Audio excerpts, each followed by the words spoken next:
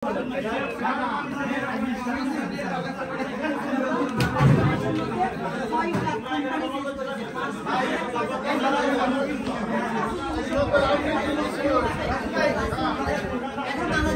এমন কোনো কোম্পানি যে এখনো 1 মাসের মধ্যে একটা কোম্পানি শেষ করতে পারে, 6 মাসের মধ্যে 5 মাসের মধ্যে 6টা কোম্পানি শেষ করতে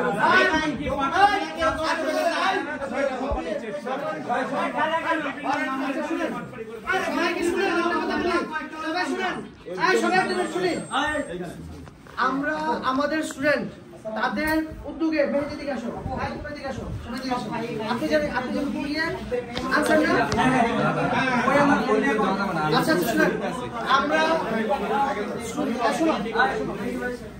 স্টুডেন্টদের উদ্যোগে সবাইকে নিয়ে এই দুষ্কৃতীদেরকে ধরা হয়েছে।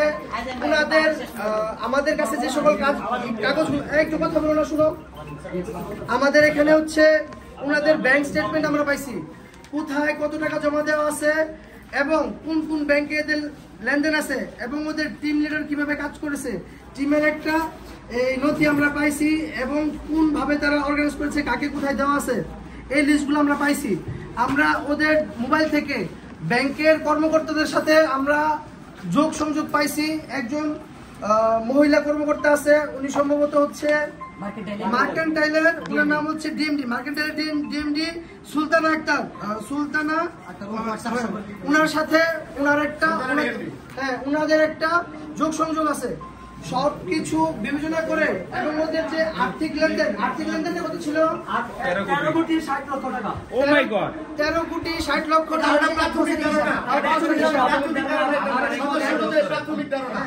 আমরা আরো বেশি হইতে পারে, 1 বছরের হিসাবে, 1 বছরের হিসাবে আমরা ওনাদের 2000 লোকের অ্যারেস্ট করে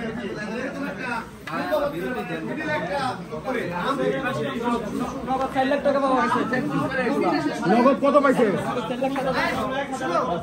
আমি কথাটা শেষ করি, আমাদের স্টুডেন্টরা কোনোভাবে এইখানে কোনো ভাঙচুর করে নাই, কোনো লুটতরাজ করে নাই। এখানের যে মালিক আছে, আমরা ওনাদের কাছে এই অফিসও যা আছে বুঝাই দিব। এইখানের যে সম্পদ, এই সম্পদ আমরা এই বরাবর জমা দিয়ে দিব এবং এইটার যত প্রকার লেনদেন যা আছে ব্যাংকদের সাথে কথা বলে, উপরে কথা বলে, ওনাদের যারা যে যে জায়গায় টাকাগুলো লেনদেন হয়েছে যতদূর সম্ভব প্রশাসনিক ব্যবস্থায় ওনাদেরকে নিয়ে সবাইকে এটা ফেরত দেওয়ার সর্বোচ্চ চেষ্টা করবে স্টুডেন্ট সমাজ।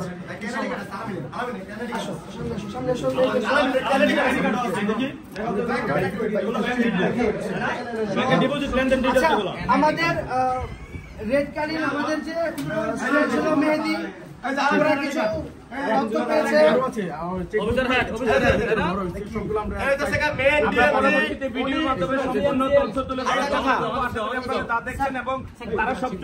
যেটা লাস্টে তাদের এখানে 1 বছরে তারা 13 কোটি টাকার লেনদেন এখানে প্রাথমিকভাবে তথ্য পেয়েছেন এবং তদন্ত শেষে কিন্তু এটা আরো বাড়তে পারে। শেষ করে আমরা সম্পূর্ণ প্রেস কনফারেন্সের মাধ্যমে তারা এটা শেষ করবেন, আমরা ভিডিওর মাধ্যমে এটা পুরোপুরি দেওয়ার চেষ্টা করব। ধন্যবাদ সকলকে, দেখতে চোখ রাখুন। নগদ তাদের কাছে পাওয়া গেছে 4,77,000 টাকা, 7,000। ধন্যবাদ। আমরা আলামিনের যে বিষয়টা, যেসব টাকা ছাড়ে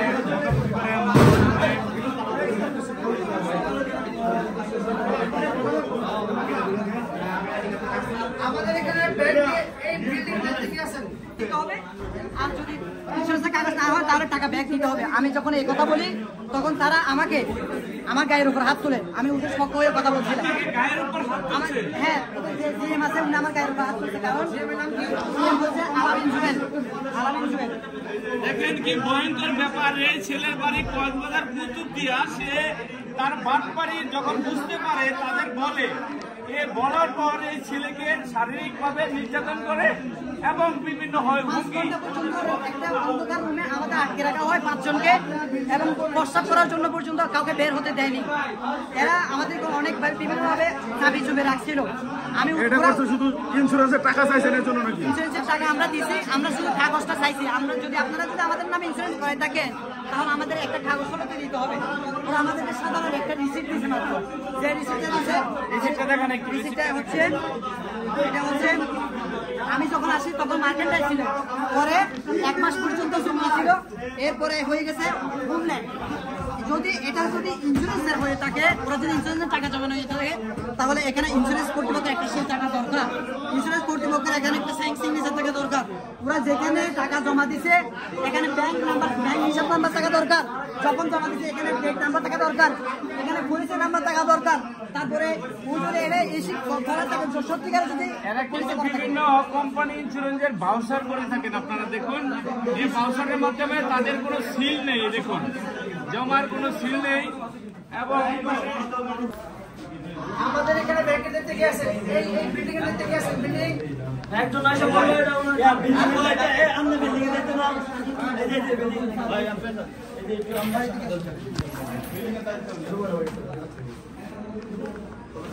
আমরা এই বিল্ডিং এর দায়িত্ব যিনি আছেন উনাকে সাথে নিয়ে আরো কিছু স্টুডেন্ট দিয়ে এইখানে হচ্ছে আমরা ওই ব্যাংক এখানে তালা দিয়ে চাবিটা আমরা ইউনো বরাবর সমর্পিত করব। আমরা চাই আপনার মাধ্যমে এইখানে কোনো প্রকার ক্ষতি না হয় এবং এটা যাতে ইউনো বরাবর সকল এই এর যে তথ্যগুলো আছে এগুলো বেশ পায়, এর আগে যাতে কেউ যাতে না যায়। আসবাবপত্র জানমাল এগুলো যেন কেউ জব্দ না করে। না না ঠিক আছে ভাই, আপনি কল করছিলেন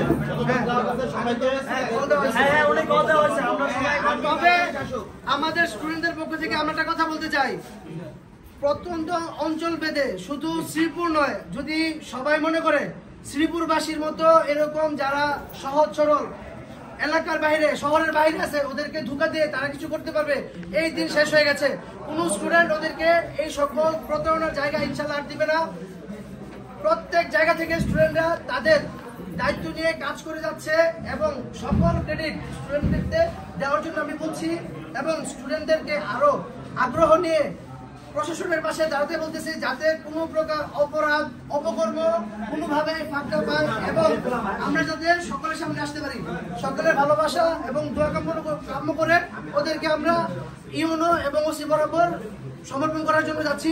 সবাই ভালো থাকবেন। আসসালামু আলাইকুম। এখন এখানে যে ছাত্র সমাজ শুনতে পারলেন, এখানে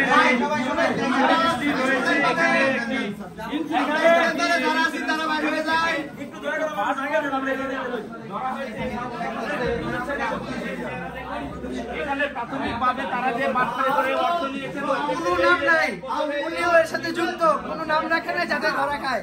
আমরা এটাও রাখছি সেটা সফল আসলে সবাই আমাদের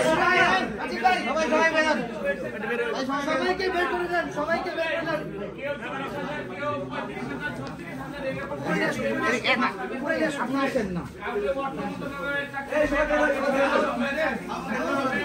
এবং বিভিন্ন রংপুর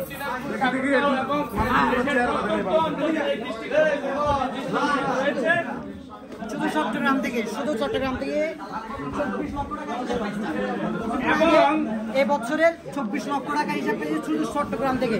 এবং ওরা বিভিন্ন এলাকা থেকে এরকম আরো বড় বড় হিসাব করে মানুষ হিসেবে ওরা ম্যানেজ করতে পারে না। ওরা আমাদেরকে বলে চট্টগ্রাম লোক বেশি ভালো থাকে, বেশি কথা বলে ওদেরকে ম্যানেজ করা যায় না। আর আরো বেশি ম্যানেজ করতে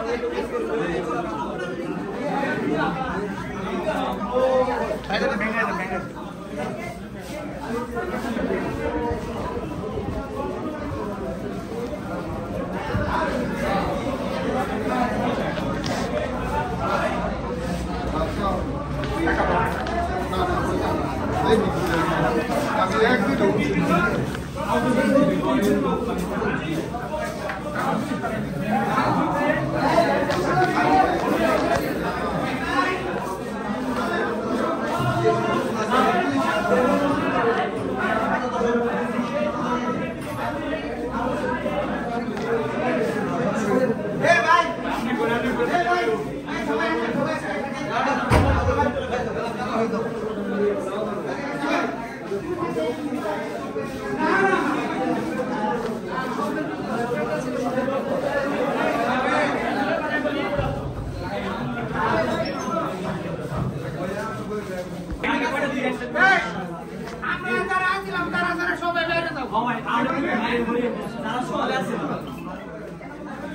এই শুনো, আমার সাথে দুজন টিম আসবে, দুজন লোক আমি ব্যাংকের লিস্ট দিয়ে দিব। স্টুডেন্ট হিসেবে যায় ব্যাংকে কোথায় কোথায় লেনদেন হয়েছে আর ওই ব্যক্তিদের নামগুলো কি, ওদের উৎস কোথায়, কোন জায়গায় টাকা তোলা গেছে, এই ইনফরমেশনগুলো আমাদেরকে নিতে হবে।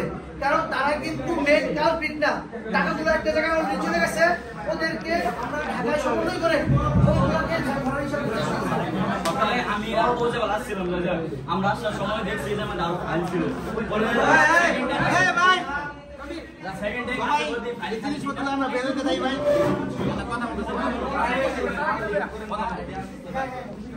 আমি না ওই আমরা তিনজন সকালে ছিল, ফাইল ছিল, পরে ফাইল নাই, আরো ফাইল ছিল। আমাদেরকে নিয়ে দেবো, আমি ওদেরকে হ্যান্ড ওভার করে